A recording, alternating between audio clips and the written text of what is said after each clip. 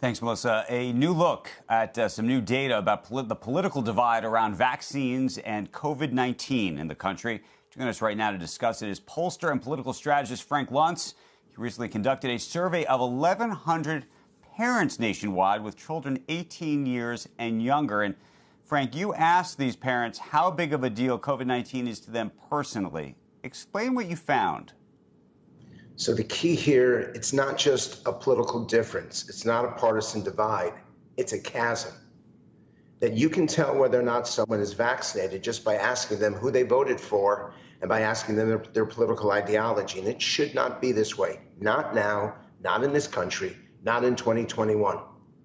But Andrew, I want to emphasize that this is a business story, not just a parental story, because it's not just about back to school. It's also about back to work. And businesses right now, as we speak, are planning their strategies for what they're going to do. And here's the problem. If the kids go back to school and they get infected because they're not vaccinated, what does that mean to their parents and how they work and how they commute and how our families function and how our businesses function?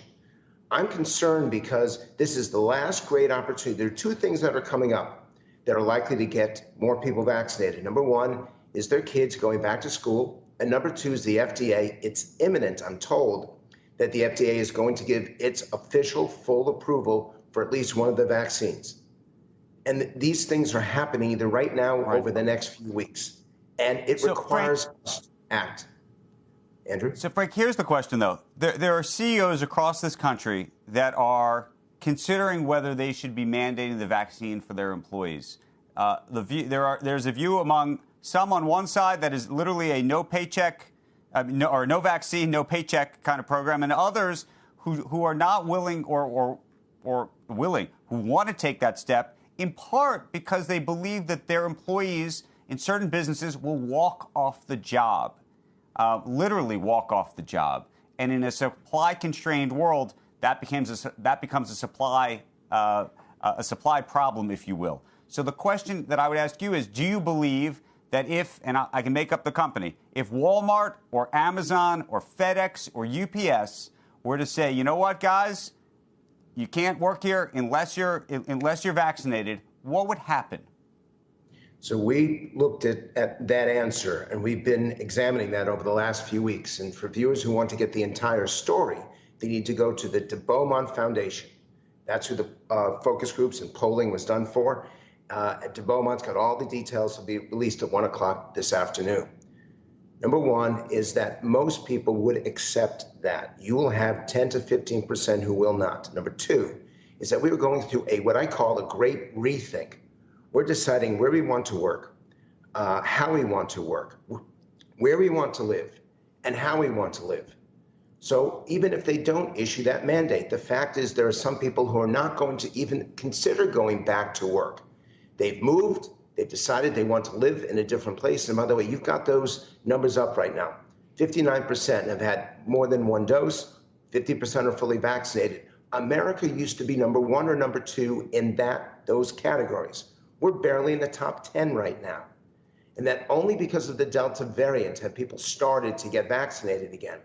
The key for businesses, first, is they need to use the right language, which means respecting the decision of the employees. Second is they need to offer them an alternative, because you don't want to give them a yes or no. They need to be able to make the choice themselves, because that's what makes us Americans. And now I'm basically channeling Joe right here. But third, in the end, the public believes the workplace should be safe, secure, and healthy. And if you can't guarantee that without these vaccines, the people who are vaccinated absolutely demand, Andrew, to have a safe, secure, healthy workplace.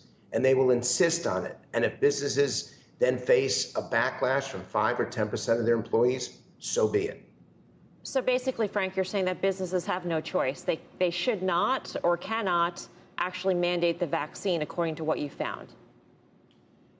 No, I'm actually not saying that. I'm saying that with their success, and I'm willing, and here's an offer on national TV, is I'll work with these businesses to give them the right messaging, to talk about the empathy and understanding for those who want to make choices themselves, but they have to make the right choice. And this is also about, and I quote, personal responsibility.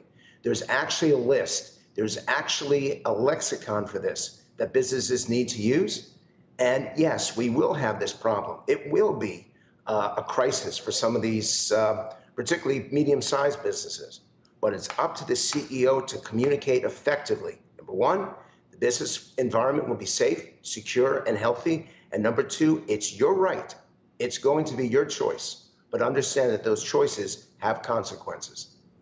Frank, here's the challenge. If you believe that 10 or 15% of employees will walk off the job if they're required to get the vaccine, Good for businesses at scale, that's a lot of people. And that poses a potentially existential threat to their business.